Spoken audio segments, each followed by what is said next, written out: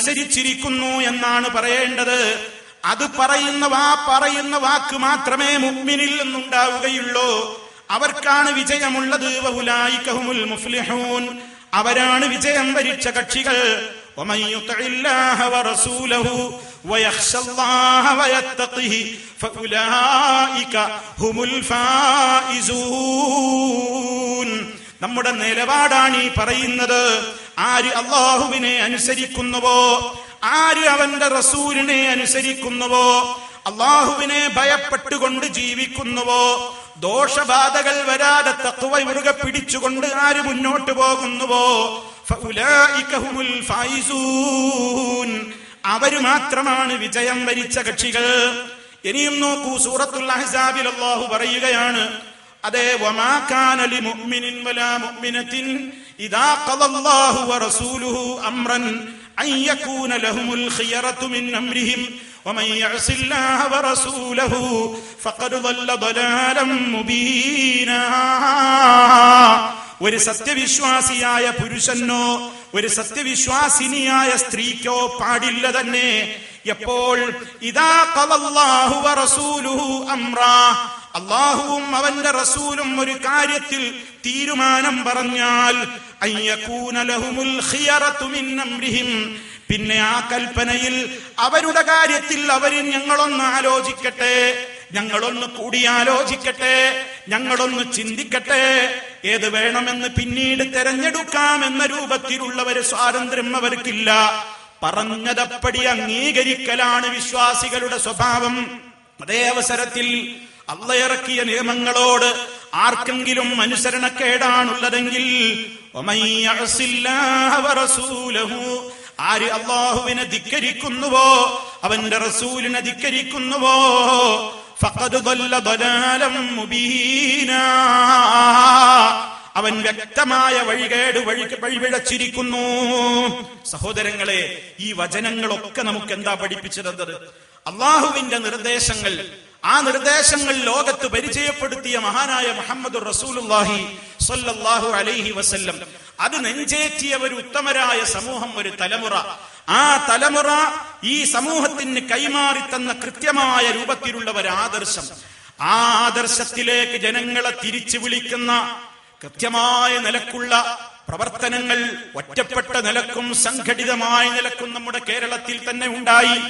മഹാരഥന്മാരായ പണ്ഡിതന്മാർ കെ.എം. മൗലവി റഹിമഹുല്ലാ, അതുപോലെ തന്നെ വക്കം മൗലവി, അതുപോലെ ഇ.കെ. മൗലവി, ധാരാളക്കണക്കിന് ഒരുപാട് കാര്യങ്ങൾ സമൂഹത്തിന്റെ മുമ്പിലേക്ക് വെളിച്ചം പകർന്ന ഒട്ടേറെ ഗ്രന്ഥങ്ങളും പല രൂപത്തിലുള്ള പ്രസംഗങ്ങളും പ്രഭാഷണങ്ങളും ഒക്കെ നിർവഹിച്ച മഹാരഥന്മാരായ മറ്റു പണ്ഡിതന്മാർ, അതുപോലെ തന്നെ ബഹുവന്യരായ അലി മൗലവി റഹിമഹുല്ലാ, അതുപോലെ തന്നെ കെ.പി. മുഹമ്മദ് മൗലവി റഹിമഹുല്ലാ, ഉമർ മൗലവി റഹിമഹുല്ലാ, ഇങ്ങനെ ധാരാളക്കണക്കിന് ആളുകൾ ലോകത്ത് അവരുടേതായ കൃത്യമായ ദൗത്യങ്ങൾ നിർവഹിച്ചപ്പോൾ, അള്ളാഹുവിന്റെ ആശയം കൃത്യമായി സമൂഹത്തോട് പറഞ്ഞപ്പോൾ, അന്ധവിശ്വാസങ്ങളുടെ കോട്ടകൊത്തളങ്ങളിൽ മാറ്റങ്ങൾ ഉണ്ടാവുകയാണ്.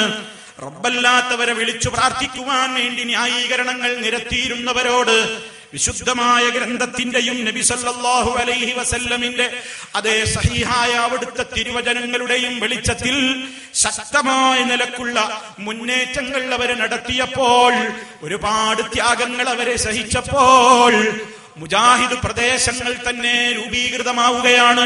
ഈ എടവണ്ണയെ പോലെ, അതുപോലെ തന്നെ പുളിക്കൽ പ്രദേശം പോലെ, എടത്തനാട്ടുകര പോലെ, അതുപോലെ തന്നെ ധാരാളക്കണക്കിന് സ്ഥലങ്ങൾ, ഇതിന്റെ അടുത്ത പ്രദേശമായ ഒതായി പോലെ, ഇങ്ങനെ ഒട്ടേറെ സ്ഥലങ്ങളിൽ മുജാഹിദുകൾക്ക് ഭൂരിപക്ഷമുള്ള രൂപത്തിലുള്ള കൃത്യമായ നിലക്ക് വിശുദ്ധ ഖുർആനിലേക്കുള്ള ക്ഷണം വരുന്ന ഒരവസ്ഥ, നബി സല്ലല്ലാഹു അലൈഹി വസല്ലമിന്റെ അധ്യാപനങ്ങളിലേക്ക് കൃത്യമായി ക്ഷണം വരുന്ന ഒരവസ്ഥ, അങ്ങനെയുള്ള വൈജ്ഞാനികമായ നേതൃത്വം നൽകാൻ പ്രാപ്തരായ പണ്ഡിതന്മാർ അവർ ഈ സമൂഹത്തിന് കൃത്യമായി ദിശാബോധം നൽകിയിട്ട് ശിർക്ക് ബിദ്അത്തുകൾക്കെതിരെ അവർ ആഞ്ഞടിച്ചപ്പോൾ സമൂഹത്തിലുള്ള വ്യക്തികൾക്കൊക്കെ മനഃപ്പാഠമായി അവർ പഠിച്ചു.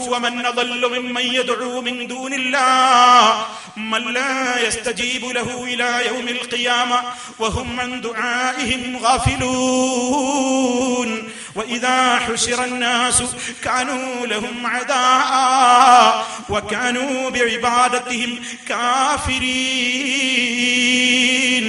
അല്ലാഹുവിന് പുറമെ ഖിയാമത്ത് നാൾ വരേക്കും ഉത്തരം ചെയ്യാൻ കഴിവില്ലാത്ത ശക്തികളെ വിളിച്ചു പ്രാർത്ഥിക്കുന്നവരെക്കാൾ വഴിപിഴച്ചവർ വേറെ ആരാണുള്ളത്? ഇവരാരോട് പ്രാർത്ഥിക്കുന്നുവോ ആ പ്രാർത്ഥിക്കുന്ന ശക്തികളൊന്നും ഇവരുടെ ദുആ കേൾക്കുന്നില്ല. അവരതിനെപ്പറ്റി അശ്രദ്ധരാണ്. ഇനി മഹ്ശറിൽ ഒരുമിച്ച് കൂട്ടപ്പെടുന്ന ഘട്ടം വരുമ്പോൾ പ്രാർത്ഥിക്കപ്പെട്ടവരൊക്കെ ഈ പ്രാർത്ഥിച്ചവർക്ക് എതിരായി വരുന്ന രംഗവും വരുന്നു. അതുകൊണ്ട് ജീവിതത്തെ ശുദ്ധീകരിച്ചോ, പ്രാർത്ഥന സർവശക്തനായ റബ്ബിലേക്ക് മാത്രം തിരിച്ചോ. അതല്ലെങ്കിൽ നിന്റെ ഖബർ ജീവിതം, തുടർന്ന് വരുന്ന അനന്തമായ പരലോക ജീവിതം ശാശ്വതമായ പരാജയത്തിലാണെന്ന് സമൂഹത്തോട് പറഞ്ഞപ്പോൾ ഈ കാലഘട്ടത്തിലും ജീവിച്ചിരിക്കുന്ന മഹാരഥന്മാരായ പ്രായമുള്ള ആളുകളൊക്കെ ഇപ്പോഴും ഓതിക്കൊണ്ടിരിക്കുന്ന ഇതുപോലത്തെ വചനങ്ങൾ, വല്ലദീന തദ്ഊന മിൻ ദൂനിഹി മാ യംലികൂന മിൻ ലാ യംലികൂന മിൻ ഖിത്മീർ ഇൻ തദ്ഊഹും ലാ യസ്മഊ ദുആഅകും വലൗ സമിഊ മസ്തജാബൂ ലക്കും വയൗമൽ ഖിയാമത്തി യക്ഫുറൂന ബിശ്ശിർകികും വലാ യുനബ്ബിഉക മിസ്ലു ഖബീർ.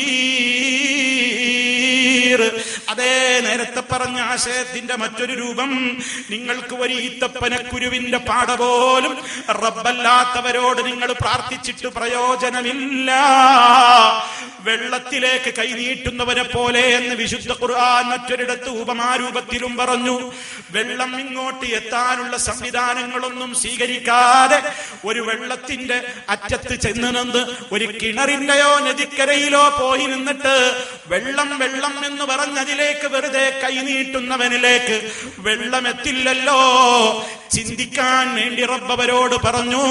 അങ്ങനെയാണ് റബ്ബല്ലാത്തവരെ വിളിച്ചു പ്രാർത്ഥിക്കുന്നവന്റെ ദുരവസ്ഥ. അത്രമാത്രം പരാജയമാണവന്, അത്രമാത്രം വിഡ്ഢിതാണവന്, അത്രമാത്രം വിഡ്ഢിത്തത്തിലേക്കാണവൻ പോകുന്നത് എന്നീ സമൂഹത്തോട് പറഞ്ഞു. മഹാനായ നബി സല്ലല്ലാഹു അലൈഹി വസല്ലമ ലോകത്തോട് പ്രഖ്യാപിക്കാൻ അല്ലാഹു പഠിപ്പിച്ച ആ മുദ്രാവാക്യ രൂപത്തിലുള്ള ഏറ്റവും വലിയ ആശയം നെഞ്ചേറ്റി നടക്കുന്നു ഇന്നും മുജാഹിദുകൾ. ഖുൽ ഇന്നമാ അദ്ഉ റബ്ബി വലാ ഉശ്രികു ബിഹി അഹദാ. നബിയെ പ്രഖ്യാപിക്കൂ, ഇന്നമാ അദ്ഉ റബ്ബി, ഞാൻ എന്റെ റബ്ബിനോട്, എന്റെ യജമാനനോട് മാത്രമേ ദുആ ചെയ്യുകയുള്ളൂ, അവനോട് മാത്രമേ ഞാൻ പ്രാർത്ഥിക്കുകയുള്ളൂ, അവനിൽ ഞാൻ ഒരാളെയും പങ്കു ചേർക്കൂല. ലോകത്തിന് വെളിച്ചം കാണിച്ച് കഴിഞ്ഞുപോയ മഹാരഥന്മാരായ അമ്പിയാക്കളോടും ഞാൻ പ്രാർത്ഥിക്കൂല, ആ മാർഗത്തെ പിന്തുടർന്ന ശുഹദാക്കളോടും പ്രാർത്ഥിക്കൂല, സാലിഹീങ്ങളോടും ഞാൻ പ്രാർത്ഥിക്കൂല, ഔലിയാക്കളോടും ഞാൻ പ്രാർത്ഥിക്കൂല, സിദ്ദീഖീങ്ങളോടും ഞാൻ പ്രാർത്ഥിക്കൂല, മലക്കുകളോടാവട്ടെ, ജിന്നുകളോടാവട്ടെ, ശൈത്താന്മാരോടാവട്ടെ, വൃക്ഷത്തിനോടാവട്ടെ, കല്ലുകളോടാവട്ടെ, മരങ്ങളോടാവട്ടെ ഞാൻ പ്രാർത്ഥിക്കില്ല. റബ്ബേ, റബ്ബേ, നീയാണ് എന്റെ യജമാനൻ, നീയാണ് എനിക്ക് വേണ്ടതെല്ലാം വേണ്ടത്ര നൽകുന്നത്, അതുകൊണ്ട് നിന്നിലേക്കാണ് എനിക്ക് തിരിച്ചു വരേണ്ടത്. എനിക്ക് കിട്ടാനുള്ള മുഴുവൻ എല്ലാ അർത്ഥത്തിലുള്ള ആത്യന്തിക സഹായത്തിനും വേണ്ടി നിന്നിലേക്കല്ലാതെ ഞങ്ങൾ കൈ ഉയർത്തൂല റബ്ബേ. ആ പ്രാർത്ഥന ഞങ്ങൾ നിന്നോടല്ലാതെ നിർവഹിക്കുകയില്ല നാഥ. ഇത് പറയുന്ന ഒരു സമൂഹം ലോകത്തിന് മഹാരഥന്മാരായ പണ്ഡിതന്മാരുടെ ദഅവത്ത് മുഖേന കിട്ടി. അത് ലോകത്തിന്നും അലയടിച്ചു കൊണ്ടിരിക്കുകയാണ്. ഗ്രാമാന്തരങ്ങളിലൂടെ വീട് വീടാന്തരം കയറി ഇറങ്ങിക്കൊണ്ട് മനുഷ്യരെ, നിങ്ങൾക്ക് ജീവിത വിജയം എന്താണെന്ന് മനസ്സിലായിട്ടുണ്ടോ? അത് ഈ ലോകത്തിന് പഠിപ്പിച്ചു തരാൻ വേണ്ടി നിയുക്തരായ മഹാനായ ഹബീബ് സല്ലല്ലാഹു അലൈഹി വസല്ലമിനെ നിങ്ങൾ പരിചയപ്പെട്ടിട്ടുണ്ടോ? ആ റസൂല് നമുക്ക് ഓതി കേൾപ്പിച്ചു തന്ന വിശുദ്ധ ഗ്രന്ഥത്തെ നിങ്ങൾ അറിഞ്ഞിട്ടുണ്ടോ എന്ന് ചോദിച്ച് കടന്നു ചെല്ലുന്ന നമ്മുടെ പ്രവർത്തകന്മാർ, അവര് നൽകുന്ന സീഡികളിലൂടെ, അവര് നൽകുന്ന ലഘുലേഖകളിലൂടെ ജീവിത വിജയത്തിന് ഉത്തമമായിട്ടുള്ള മാനദണ്ഡം എന്താണെന്ന് തിരിച്ചറിയാൻ സമൂഹം തയ്യാറാകുമ്പോൾ റബ്ബല്ലാത്തവരെ വിളിച്ചു പ്രാർത്ഥിച്ചിരുന്നവരുടെ കോട്ടകൊത്തളങ്ങളിൽ ശക്തമായ മാറ്റങ്ങൾ ഉണ്ടാവുകയാണ്. അവർ റബ്ബിനെ മാത്രം വിളിച്ചു പ്രാർത്ഥിക്കുന്ന അവസ്ഥയിലേക്ക് മാറുകയാണ്. ഏലസുകൾ പൊട്ടിച്ചെറിയുന്നു. അവർ കാണാത്ത പല ഭാഗങ്ങളിലും കെട്ടിബന്ധിച്ചു കൊണ്ട് നടന്നിരുന്ന വിവിധ നിറങ്ങളിലുള്ള ചരടുകളോട് വിട പറയുന്നു. അത് പൊട്ടിച്ചു കളയുന്നു. വീടിന്റെ കാവലിന് വേണ്ടി നാലുഭാഗത്തും തൂക്കിയിട്ടിരുന്ന കുപ്പികൾ എടുത്തു നീക്കുന്നു. പലക കഷ്ണങ്ങൾ എടുത്തെറിയുന്നു. വീടിന്റെ സുരക്ഷിതത്വത്തിന് വേണ്ടി വീടിന്റെ നാലുമൂലകളിൽ കുഴിച്ചിട്ടിട്ടുള്ള തകിടുകളെയും അതുപോലെയുള്ള വസ്തുക്കളെയും അവർ മാന്തി പുറത്തേക്കെറിയുന്നു.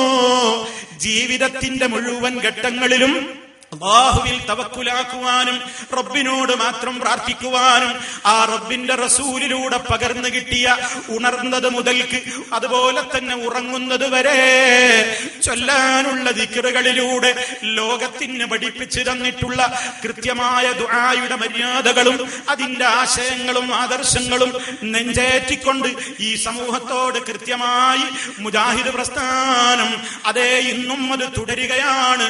ജനങ്ങളെ പ്രാർത്ഥിക്കപ്പെടാൻ തരപ്പെട്ട ഒരു ശക്തിയും നമുക്കില്ല. റബ്ബിനെ അറിയാത്തത് കൊണ്ടല്ലേ മറ്റുള്ളവരോട് പ്രാർത്ഥിക്കുന്നത്. റബ്ബിനെ മനസ്സിലാക്കാത്തത് കൊണ്ടല്ലേ മറ്റുള്ളവരോട് പ്രാർത്ഥിക്കുന്നത്. എല്ലാം കേൾക്കുന്നവനായ റബ്ബ്, എല്ലാം കാണുന്നവനായ റബ്ബ്, എല്ലാം അറിയുന്നവനായ റബ്ബ്, എല്ലാത്തിനും കഴിവുള്ളവനായ ഖദീറായ റബ്ബ്, ആ റബ്ബിനെ പോലെ എവിടെ നിന്ന് വിളിച്ചാലും വിളി കേൾക്കാൻ കഴിയുന്ന ഒരു ശക്തി, എപ്പോൾ വിളിച്ചാലും നമ്മെ വിളി കേൾക്കാനും കാണാനും നമ്മുടെ ഹൃദയത്തിലെ വിചാരവികാരങ്ങൾ പോലും അറിയാനും കഴിവുള്ള, നമ്മൾ ചോദിക്കുന്നത് എത്ര വലിയ പ്രശ്നമാണെങ്കിലും എത്ര വലിയ ഭാരമായിട്ട് നമുക്ക് തോന്നുന്നതാണെങ്കിലും ആ ഖജനാവിൽ നിന്ന് തുറന്നു തരാൻ അത്രത്തോളം വാസിയും അലീമുമായ റഹ്മാനായ റബ്ബില്ലേ. ആ റബ്ബിനെ പോലെ മറ്റുള്ളവരും അതുപോലെ തന്നെ കേൾക്കുന്നവരുണ്ട്, കാണുന്നവരുണ്ട്, അറിയുന്നവരുണ്ട്, കഴിവുള്ളവരുണ്ട് എന്ന വിശ്വാസം വെച്ച് പുലർത്തിക്കൊണ്ട് റബ്ബല്ലാത്തവരെ വിളിച്ചു പ്രാർത്ഥിക്കുമ്പോൾ ശക്തമായ നിലക്ക് സമൂഹത്തോട് നമ്മൾ പറയുന്നു, നിങ്ങളുടെ പരലോകമാണ് നഷ്ടപ്പെടുന്നത്. ഖബറാളികളെ വിളിച്ചു പ്രാർത്ഥിക്കുന്നവർ, അവിടെ പോയി ജാറം മൂടുന്നവർ, ആ അന്ധവിശ്വാസങ്ങൾ സമൂഹത്തിന് അതുകൊണ്ടേ രക്ഷയുള്ളൂ എന്ന് ആയത്തോരി ദുർവ്യാഖ്യാനിക്കുന്നവർ, ഏലസ് കെട്ടുന്നവർ, ഐക്കല്ല് ധരിക്കുന്നവർ, ഹോമം നടത്തുന്നവർ, മുട്ടറുക്കുന്നവർ, അതുപോലെ തന്നെ ഭവന നിർമ്മാണത്തിന്റെ രംഗങ്ങളിൽ കന്നിമൂല നോക്കുന്ന ലാ ഇലാഹ ഇല്ലല്ലാഹ് ചൊല്ലുന്ന മാപ്പിളമാർ, അവർക്കൊരു സംശയം, വീടിന്റെ അടുക്കള ഇന്ന ഭാഗത്തായി പോയാൽ, അതുപോലെ തന്നെ പൂമുഖം ഇന്ന ഭാഗത്തായി പോയാൽ, വെള്ളം കുടിക്കാനുള്ള കിണറ് ഇന്ന ഭാഗത്തായി പോയാൽ കോപങ്ങൾ വരാനുണ്ട്, ശകുനപ്പിഴ വരാനുണ്ട്, പ്രശ്നങ്ങളാണ്. അതുകൊണ്ട് എടുത്തതുപോലും പൊളിച്ചു കളയാൻ മാത്രം മതപ്പതിച്ചു പോകുന്ന വിഡ്ഢികളുടെ ലോകം ഇങ്ങനെ പെരുകിക്കൊണ്ടിരിക്കുമ്പോൾ സമൂഹത്തോട് ഈ പ്രസ്ഥാനം ഉച്ചൈസ്തരം പറയുകയാണ്, അരുത് ജനങ്ങളെ. നിസ്കാരത്തിന്റെ പിറകെ നമ്മളെപ്പോഴും പറയുന്നില്ലേ, അല്ലാഹുമ്മ ലാ മാനിഅ ലിമാ അഅ്തൈത വലാ മുഅ്തിയ ലിമാ, അല്ലാഹുവേ നീ നൽകിയത് തടയാനൊരു ശക്തിക്കും സാധ്യമല്ല, നീ മുടക്കിയത് തരാനും ഒരു ശക്തിയെ കൊണ്ടും സാധ്യമല്ല എന്ന കൃത്യമായ തവക്കുലിലൂടെ സമൂഹത്തെ മുന്നോട്ട് കൊണ്ടുപോകുമ്പോൾ ഒരു ഭാഗം പുരോഹിതന്മാര് പിന്നെയും പിന്നെയും അവരുടെ അന്ധവിശ്വാസങ്ങൾ ഇങ്ങനെ അരക്കിട്ടുറപ്പിക്കാൻ വെമ്പല് കൊള്ളുമ്പോൾ ഫൽമുദബ്ബിറാത്തി അംറാ, കാര്യങ്ങൾ നിയന്ത്രിക്കുന്നവ തന്നെയാണ് സത്യം എന്ന് പറയുന്ന വിശുദ്ധ വചനത്തെ, ഈ ലോകത്തിന്റെ കൺട്രോൾ മുഴുവനും, ഈ പ്രപഞ്ചത്തിന്റെ നിയന്ത്രണം മുഴുവനും അല്ലാഹു സുബ്ഹാനഹു വ തആല ഒരു 400 ചില്ലാനം വരുന്ന ഔലിയാക്കളുടെ ക്യാബിനറ്റിന് തീരെഴുതി കൊടുത്തിരിക്കുകയാണെന്നും അവരാണ് ഈ ലോകത്തിന്റെ കൺട്രോൾ മുഴുവൻ നടത്തുന്നതെന്നും, നിങ്ങൾക്ക് പ്രയാസങ്ങളും പ്രതിസന്ധികളും പ്രശ്നങ്ങളും വന്നാൽ ആ അദൃശ്യ ശക്തികളെ നിങ്ങൾ വിളിച്ചു പ്രാർത്ഥിച്ചോളണേ, അതുകൊണ്ടേ നിങ്ങളുടെ കാര്യം നേടുകയുള്ളൂ, അതുകൊണ്ടേ നിങ്ങൾക്ക് രക്ഷ പ്രാപിക്കുകയുള്ളൂ. റബ്ബിനോട് നേരിട്ട് പ്രാർത്ഥിച്ചാൽ ഉത്തരം കിട്ടുമെന്ന് ഉറപ്പില്ല ജനങ്ങളെ.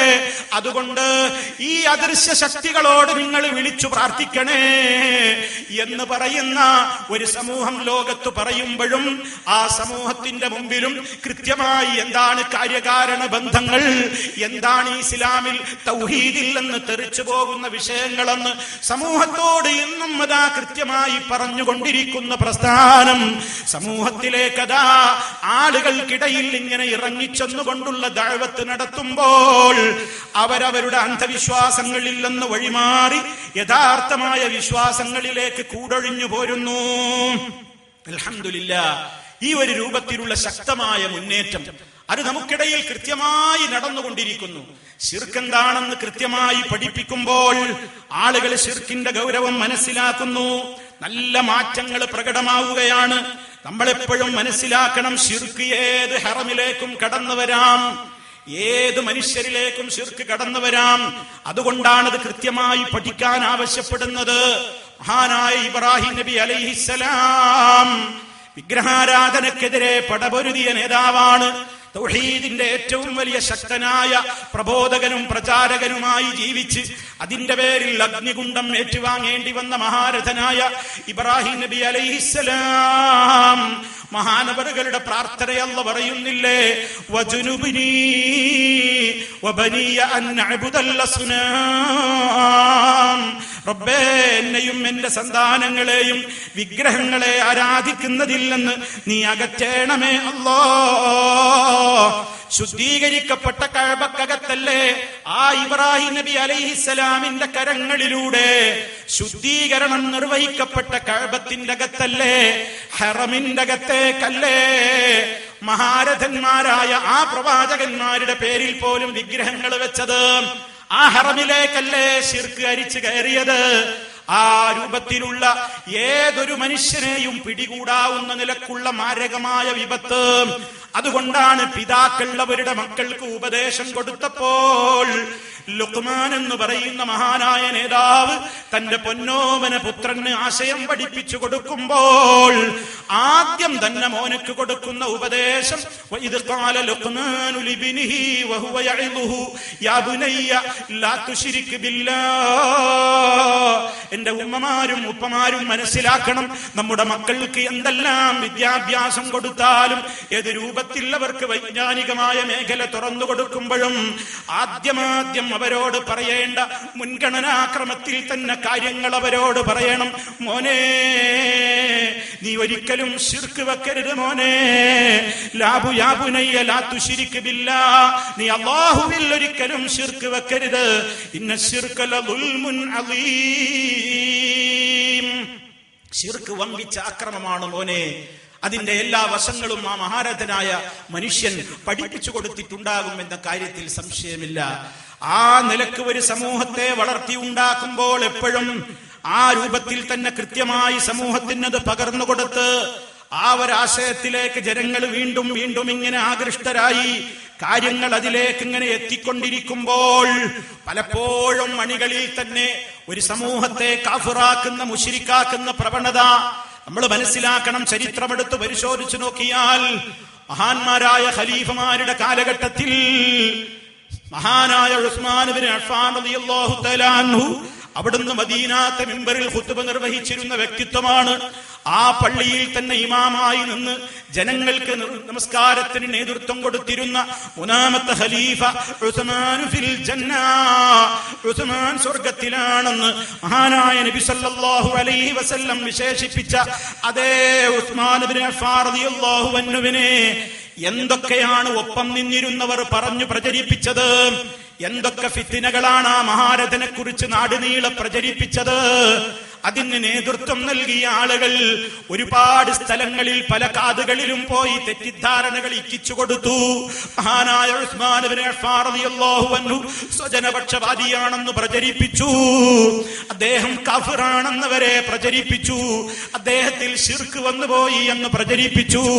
അങ്ങനെ കൃത്യമായി ആ മഹാനായ നേതാവിനെ ആദരിച്ചിരുന്ന അണികൾക്കിടയിൽ ഫിത്നകളും ഫസാദുകളും പറഞ്ഞു പരത്തി ആ ദുരന്തത്തിന്റെ പര്യവസാനം മഹാനായ ഉസ്മാൻ ഇബ്നു അഫ്ഫാൻ റളിയല്ലാഹു തആല അൻഹു മദീനത്തെ പള്ളിയുടെ മെഹ്റാബിന്റെ ആ മുൻവശത്ത് വെച്ചുകൊണ്ട് മഹാരഥൻ കൊല്ലപ്പെടുന്നു.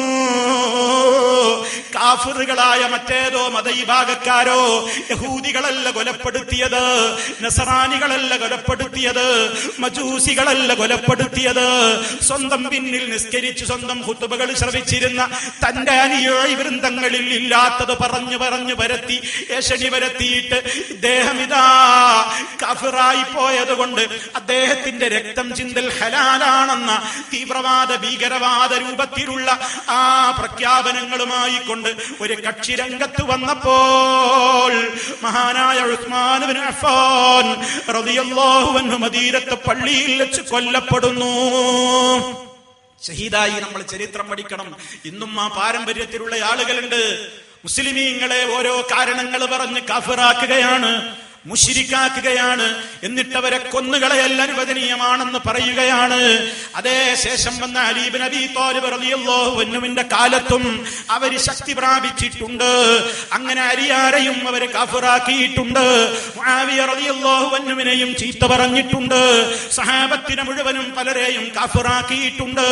അങ്ങനെ ഫിത്നകൾ ഫസാദുകൾ പരത്തിയിട്ട് ലോകത്ത് കുഴപ്പങ്ങൾ ഉണ്ടാക്കിയതിന്റെ പിൻഗാമികളിതാ ഇന്ന് ലോകത്ത് ഓരോ കാരണങ്ങൾ ആരോപണങ്ങൾ മാത്രം പടച്ചുണ്ടാക്കിയിട്ട് വചനങ്ങൾക്ക് ദുർവ്യാഖ്യാനങ്ങൾ ചമച്ചിട്ട് മഹാരഥന്മാരെ അതേ മുശ്രിക്കുകളും കാഫിറുകളുമായി മുദ്രകുത്തി ഭരണകൂടങ്ങളെ തല്ലി തകർക്കാനും നേതാക്കന്മാരെയും പണ്ഡിതന്മാരെയും കൊന്നുകളയാനും കുഴപ്പങ്ങൾ ഉണ്ടാക്കാനും രക്തം ചിന്താനും ഒക്കെ ISIS എന്ന പേരിലോ ഇനി ഏത് പേരിലോ ആരൊക്കെ രംഗത്ത് വന്നാലും എല്ലാവരുടെയും സുഖക്കേട് ഒന്നാണ്.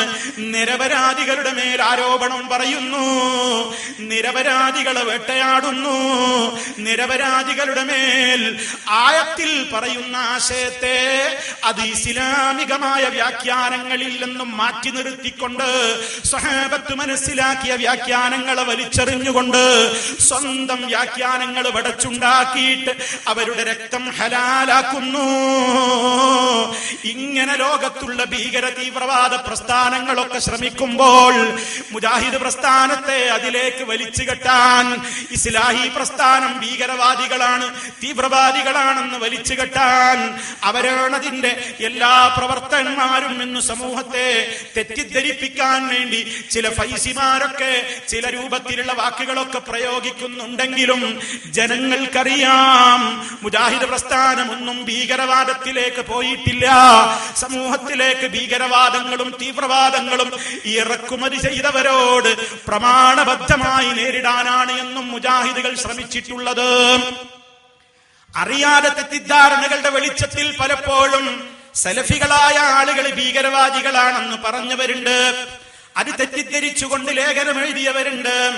അവരുടെ ചില വാക്കുകൾ കടമെടുത്തുകൊണ്ട് പ്രയോഗിച്ചവരുണ്ട്.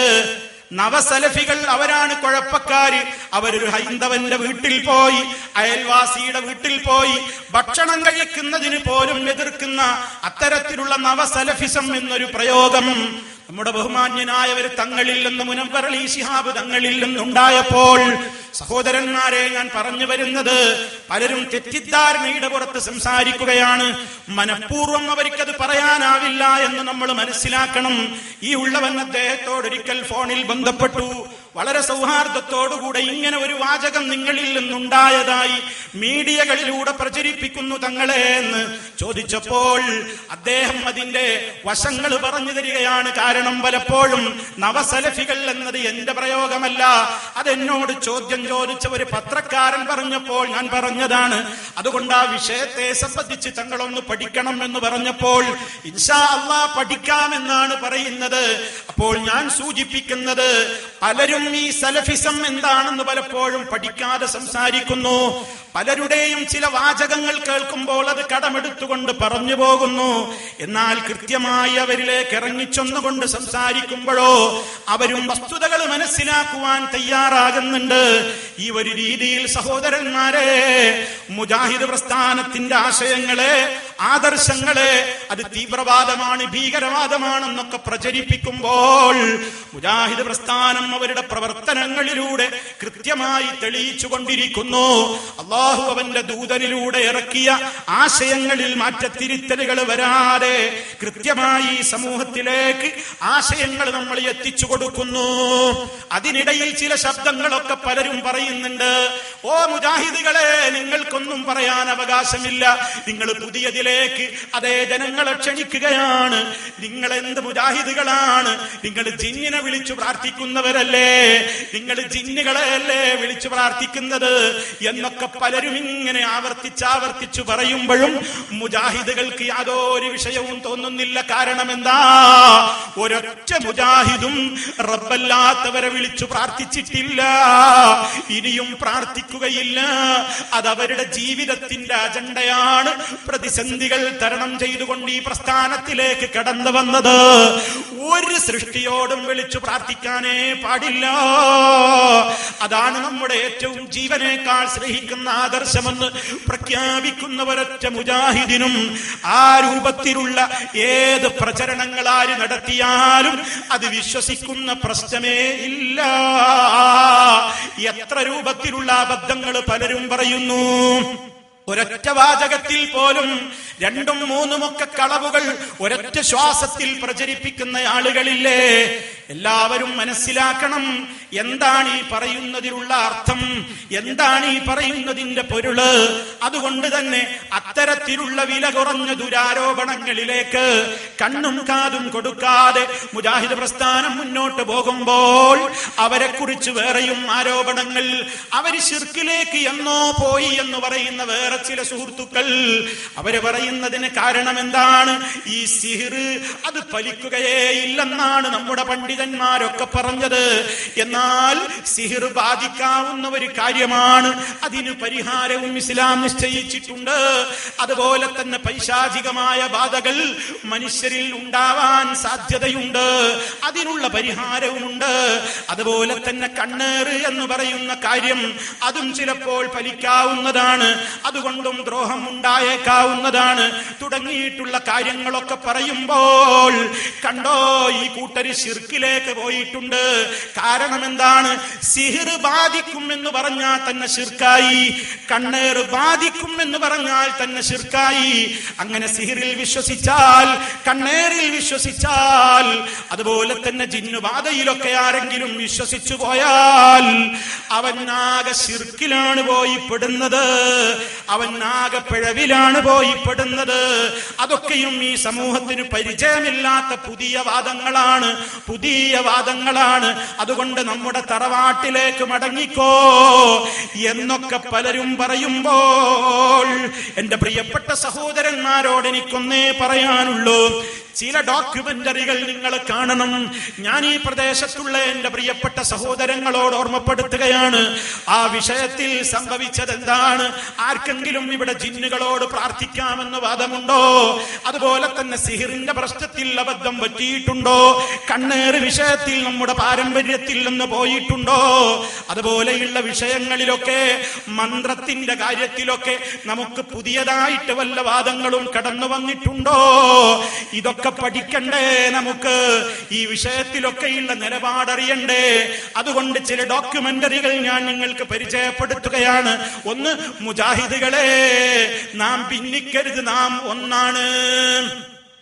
അഴിഞ്ഞിലെ തീയുള്ളവൻ ഒരു തുടക്കം കുറിച്ച് വെച്ചൊരു വാചകം, മുജാഹിദുകളെ, നമ്മൾ ഒന്നാണ്, നാം ഭിന്നിക്കരുത്, നാം ഭിന്നിക്കരുത്. അതേ, ആ ടൈറ്റിലിൽ തന്നെ ഒരു ഡോക്യുമെന്ററി ഓരോ കാര്യങ്ങളും അതിൽ കൃത്യമായി തന്നെ വിശദീകരിച്ചു. അതുപോലെ തന്നെ ശിർക്കരിക്കുന്ന വിശ്വാസം, നിങ്ങളതൊക്കെ ഒന്ന് കേൾക്കണം, കാണണം, വളരെ നിഷ്പക്ഷമായി കൊണ്ട്. നിങ്ങൾക്കൊന്ന് കേൾക്കുന്നതിന് എന്താണ് വിരോധം? ഒന്ന് കേട്ടു നോക്കുക. വിഷയങ്ങളെക്കുറിച്ച് പലപ്പോഴും പഠിക്കാതെ തെറ്റിദ്ധാരണകളുടെ അടിസ്ഥാനത്തിൽ പലരും പലതും സംസാരിക്കുന്നു, തെറ്റിദ്ധരിക്കുന്നു. അതുകൊണ്ടാണ് പ്രിയപ്പെട്ടവരെ, നമ്മൾ അങ്ങനെ പരസ്പരം ഈ രൂപത്തിലുള്ള തെറ്റിദ്ധാരണകളുടെ പുറത്തിങ്ങനെ ജീവിക്കേണ്ടവരല്ല. മറിച്ച് ഞാൻ നേരത്തെ പറഞ്ഞതുപോലെ കാടിളക്കിയിട്ടുള്ള ശിർക്കിന്റെ പ്രചാരകന്മാര് നിറഞ്ഞാടുമ്പോൾ, അന്ധവിശ്വാസങ്ങളിലേക്ക് സമൂഹത്തെ കൊണ്ടുപോകുമ്പോൾ, അവരെ അതിൽ നിന്ന് മാറ്റി നിർത്താൻ നമ്മൾ ചെലവഴിക്കേണ്ടുന്ന അധ്വാനം, ഈ ഇല്ലാത്തൊരു കാര്യം പറഞ്ഞുകൊണ്ട് അതിനെതിരെ ശബ്ദിച്ചുകൊണ്ട് സമയം കളയുന്ന ആ ഒരു ദുരന്തത്തിലേക്ക് പോകാതെ ഈ സമൂഹത്തിൽ നിന്ന് പച്ചയായ ശിർക്ക് പ്രചരിപ്പിക്കാൻ റബ്ബിനോട് പ്രാർത്ഥിച്ചാൽ ഉത്തരം കിട്ടുമെന്ന് ഉറപ്പില്ല. അത് KSRTCയിൽ യാത്ര ചെയ്യുമ്പോൾ എത്തി എന്നേയുള്ളൂ. മറിച്ച് മഹാത്മാക്കളോട് ചോദിച്ചാലോ, അത് ബെൻസ് കാറിലെ സ്പീഡ് യാത്ര ലക്ഷ്യത്തിലെത്തുമ്പോൾ ഉത്തരം കിട്ടുമെന്നുറപ്പുള്ള വഴിയാണെന്നൊക്കെ ആയത്തോതി പറയുമ്പോൾ, അതുപോലെ തന്നെ മുഹമ്മദ് നബി സല്ലല്ലാഹു അലൈഹി വസല്ലമിനോട് ആദ്യം ചോദിക്കുന്നവർക്കേ അല്ലാഹു ഉത്തരം കൊടുക്കുകയുള്ളൂ, അല്ലാത്തവർക്ക് റബ്ബ് ഉത്തരം കൊടുക്കൂല, റബ്ബ് അവരോട് അടുക്കുകയുമില്ല എന്നായത്തോതി അർത്ഥം പറയുന്നവരോട്, അതുപോലെ തന്നെയുള്ള 100 കൂട്ടം ആയത്തുകളോതി ശിർക്കിനെ സമൂഹത്തിലേക്ക് അടിച്ചുറപ്പിക്കാൻ വേണ്ടി ശ്രമിക്കുന്നവരോട് കൂട്ടമായി മുന്നേറേണ്ടുന്ന ഈ ശക്തിയും വിഭവങ്ങളുമൊക്കെ ഇല്ലാത്ത ദുരാരോപണങ്ങൾ പറഞ്ഞുകൊണ്ട് നടന്ന് എന്തൊക്കെയോ താല്പര്യങ്ങളുടെ വെളിച്ചത്തിൽ ഇങ്ങനെ ജീവിക്കുമ്പോൾ, മരിച്ചു പോകുമ്പോ അവനവന്റെ ഖബറിൽ അവരവര് ഒറ്റക്കാണ്. എല്ലാ രൂപത്തിലുള്ള ദുഷ്പ്രചരണങ്ങളും അത് കേട്ടുകൊണ്ട് പലരും മരിച്ചുപോയി, ആരോപിച്ചുകൊണ്ട് പലരും മരിച്ചുപോയി. എല്ലാവർക്കും അല്ലാഹു പുറത്തു കൊടുക്കുമാറാകട്ടെ. എല്ലാവരുടെയും ഖബറുകൾ റബ്ബ് സ്വർഗ്ഗപ്പൂന്തോപ്പാക്കി മാറ്റിക്കൊടുക്കുമാറാകട്ടെ. ഓ സഹോദരന്മാരെ, ശത്രുതയും വൈരാഗ്യത്തിനുമൊക്കെ കാരണങ്ങൾ വേണം.